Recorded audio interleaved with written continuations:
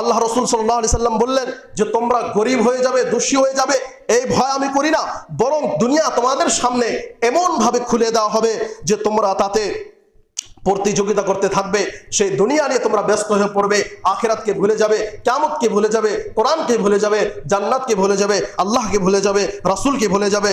এবং এই প্রতিযোগিতার কারণে আল্লাহ রাব্বুল আলামিন তোমাদেরকে ধ্বংস করে দিবে। তোমরা এমন ভাবে ধ্বংস হয়ে যাবে যেমন ভাবে পূর্বের উম্মতরা ধ্বংস হয়ে গিয়েছিল। সম্মানিত উপস্থিতি, কখনো আল্লাহ রাব্বুল আলামিনের উপরে, রাসূলের উপরে, কোরআন এবং হাদিসের মতের উপরে নিজের বিবেক চালানোর আমি আপনি কখনো চেষ্টা করব না। যখনই আমি আপনি চেষ্টা করব তখন আমাদের ওই পরিণাম হবে যেই পরিণাম আল্লাহ রাব্বুল আলামিন যুগে যুগে অনেক জাতির করেছে। আল্লাহ রাব্বুল আলামিন তাদেরকে ধ্বংস করে দিয়েছে, তাদের নাম নিশানা মিশিয়ে দিয়েছে আল্লাহ রাব্বুল আলামিন। আল্লাহ রাসূল সাল্লাল্লাহু আলাইহি সাল্লাম আরো বলেছেন যে তোমাদেরকে ভরসা করতে হবে যে দুনিয়ার ধন সম্পদ, দুইটি কথা এখানে মনে রাখতে হবে। ইসলাম আমাদেরকে সব সময় বলে মধ্যম পন্থা অবলম্বন করতে হবে। দুনিয়ার 5 পয়সা আল্লাহ রাব্বুল আলামিনের নিকটে দাম নাই, এই কথা সত্য, কিন্তু এর অর্থ এই নয় যে এই সমস্ত হাদিস শুনে আমি আপনি বাড়িতে বসে যাব যে না দুনিয়ার তো কোনো দাম নাই, আমি আপনি ব্যবসা বাণিজ্য কাজকর্ম ছেড়ে দিয়ে বাড়িতে বসে যাব, এর অর্থ এই নয়। বরং আমাদেরকে কাজ করতে হবে, যার যেটি কর্ম হালাল কর্ম সে সেটি করে টাকা পয়সা উপার্জন করবে। কিন্তু মানুষের ভিতরে যে একটি খাও একটি লোভ থাকে, এই বস্তুটি যদি মানুষের ভিতরে থাকে তাহলে মানুষ যত টাকারই মালিক হোক না কেন, মানুষের ভিতরে আত্মিক শান্তি কখনো আসবে না। কারণ একটি বস্তু হচ্ছে সুখ এবং শান্তি। সুখ এবং শান্তি দুইটি আলাদা বস্তু। সুখ এবং শান্তি দুইটি আলাদা বস্তু, কথা বলেন না? সুখ এবং শান্তি আলাদা বস্তু। সুখ মানুষ টাকা পয়সা দিয়ে কিনতে পারবে। মানুষের ঘরে এসি আছে, বড় দালানে কোঠা থাকে, এটি সুখ। কিন্তু শান্তি, মানুষ এসি রুমে থাকার পরেও অনেক আছে তাদের রাত্রির ঘুম হয় না, টেনশন। এটি হচ্ছে শান্তি।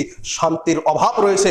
বরং আল্লাহ রাব্বুল আলামিনের নিকটে আমাদেরকে সবসময় দোয়া করতে হবে যেন আল্লাহ রাব্বুল আলামিন আমাদেরকে বরকত দান করেন। বরকতের অর্থ এই যে আল্লাহ রাব্বুল আলামিন আমাদেরকে যতটুক ধন সম্পদ দান করেছেন ততটুক ধন সম্পদ দিয়ে আমাদের সমস্ত সমস্যার সমাধান হয়ে যাবে। আপনি দেখবেন যে আমি কোটি কোটি টাকা উপার্জন করতেছি, আবার এমন অসুখ বিসুখে সমস্ত টাকা পয়সা চলে গেল, অ্যাক্সিডেন্টে চলে গেল, এমন একটি ব্যস্ততা আপনি নিজেও বুঝতে পারবেন না যে এই টাকা পয়সা গেল কোথায়। তো এইভাবে আমাদেরকে বুঝতে হবে, জীবনটাকে ব্যালেন্স রাখতে হবে যে একদিকে দুনিয়ার মহাব্বত এইরকম রাখতে হবে যে যাতে করে দুনিয়ার মহব্বত আমাকে ইসলাম থেকে দূরে না সরিয়ে দিয়ে বরং আমি যেন কন্ট্রোলে থাকতে পারি, এই চিন্তা আমাদেরকে রাখতে হবে। তো এই জন্য আমরা শেষ হাদিস বলে আজকের কথা শেষ করব। আল্লাহ রাসূল সাল্লাল্লাহু আলাইহি সাল্লাম বলেছেন যে আজকে মানুষের ভরসার অভাব। আজকে শুধু মানুষ এই কথাই বলে যে কাম পাচ্ছি না, কি করে খাবো, কি করে জীবনটা চলবে, আমার পরিবার হবে, কি করব। এতটুক মানুষের আজকের আল্লাহ রাব্বুল আলামিনের প্রতি ভরসা নেই। আপনি দেখেন যে একজন মানুষ হয়তো সে বাবা মার হোটেলে খাচ্ছে, বাবা মার অধীনে থাকছে, আরেকজন মানুষ নিজে কর্ম করে খাচ্ছে। তো প্রত্যেকটি মানুষকে আল্লাহ রাব্বুল আলামিন কিছু না কিছু দিয়েছে। কারো দোকানপাট, কারো চাকরি বাকরি, কারো ব্যবসা বাণিজ্য, কারো গাড়ি ঘোড়া, বিভিন্ন ধরনের কাজকর্ম আছে। আপনি জানেন যে আজকে আমি দোকান খুললে 10 টাকা বিক্রি করব, 5 টাকা আমি খাবো, আজকে গাড়িটা চললেই 5 টাকা বিক্রি করব, এইভাবে আমি জীবিকা নির্বাহ করব।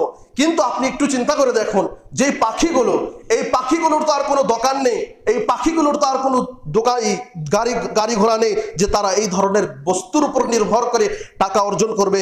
তারপরেও আল্লাহ রাব্বুল আলামিন তাদেরকে দিয়ে থাকে। তো আল্লাহ রাসূল সাল্লাল্লাহু আলাইহি সাল্লাম বলেছেন, লাউ আন্নাকুম কুনতুম তাওয়াক্কালুনা আলাল্লাহি হাক্কা তাওয়াক্কুলি লারুযিকতুম কামা তুরযাকুত তায়র। তোমরা যদি পাখির উপর সেইভাবে ভরসা করে থাকো যেইভাবে ভরসা করা প্রয়োজন, তাহলে তোমরা যদি আল্লাহ রাব্বুল আলামিনের প্রতি সেইভাবে ভরসা করে থাকো যেভাবে ভরসা করা প্রয়োজন, তাহলে আল্লাহ রাব্বুল আলামিন তোমাদেরকে সেইভাবে রিজিক দিবে যেইভাবে পাখিদেরকে আল্লাহ রাব্বুল আলামিন রিজিক দিয়ে থাকে। কেমন ভাবে? তাগদু হিমাসান, তারা সকাল সকালে বাহির হয় খালি পেটে, ওয়া তারুহু বিতানান, এবং সন্ধ্যায় যখন ফেরে তখন তাদের পেট ভরা থাকে। ওই জন্য আপনি হাঁস মুরগিকে গলায় হাত দিয়ে দেখবেন, সকাল সকালে তাদের গলা অনেক শুকনো থাকে, সন্ধ্যা আপনি যখন দেখবেন তাদের পেট অনেক ভরা থাকে। তার রিজিকের দায়িত্ব আল্লাহ রাব্বুল আলামিন করে। সেও জানে না যে আমার রিজিক কোথায়, তবে তাকেও মেহনত করতে হয়। সুতরাং সম্মানিত উপস্থিতি, আমাদেরকে রিজিকের জন্য মেহনত করতে হবে। শুধু বসে থেকে আল্লাহ রাব্বুল আলামিনের উপর দোষ দিলে হবে না। এবং যারা রিজিক কামাই করতেছি, তারা শুধু রিজিকের পেছনেও চলবো না, এই দুইটি বস্তুকে সামনে রেখে লাইফকে ব্যালেন্স করে চলতে হবে।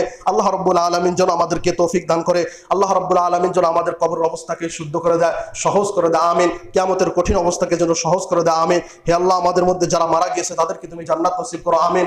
আমাদের মধ্যে যারা বিমারস্থ রয়েছে তাদেরকে তুমি আরোগ্য দান করো, আমিন। আমাদের টাকা পয়সার মধ্যে বরকত দাও, আমাদের ব্যবসা বাণিজ্যের মধ্যে বরকত দাও, আমাদের শরীরের মধ্যে বরকত দাও, আমাদের সমস্ত শস্য ফসলের মধ্যে বরকত দাও, আমিন। আমাদেরকে তুমি জাহান্নামের ফিতনা, নারীর ফিতনা, কবরের ফিতনা, আখিরাতের ফিতনা, সমস্ত বালা মুসিবত থেকে তুমি আমাদেরকে দূরে রাখো, আমিন। ওয়া আখিরু দাওয়ানা আলহামদুলিল্লাহি রাব্বিল আলামিন।